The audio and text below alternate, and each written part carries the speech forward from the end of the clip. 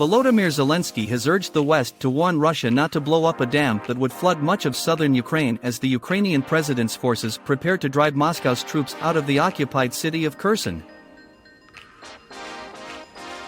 In a televised address, Zelensky said Russian forces had planted explosives in the huge Novokakhovka Dam, which holds back a huge reservoir, and were planning to blow it up.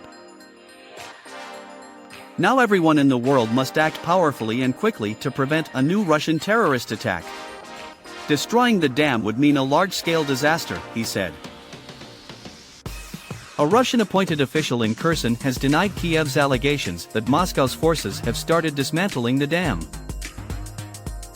Citing the state-run RIA news agency, Reuters reported that Kirill Stremusov said Zelensky's claims that he had started dismantling the dam were false. Volodymyr Zelensky's office has vowed it will not succumb to peace by coercion, and has threatened to hit back harder if Russia destroys the Kherson Dam.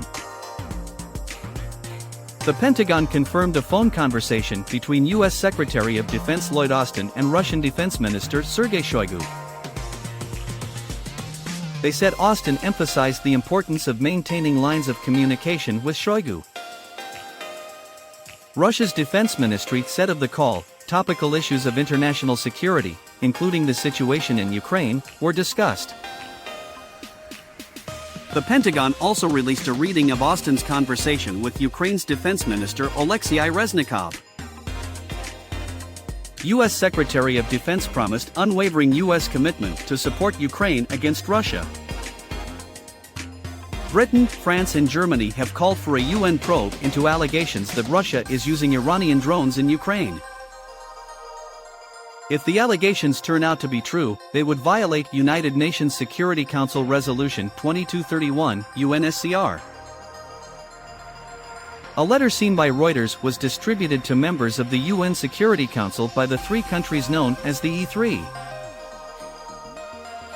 U.S. Secretary of State Antony Blinken said the U.S. would consider all means to advance diplomacy with Russia if it sees an opening.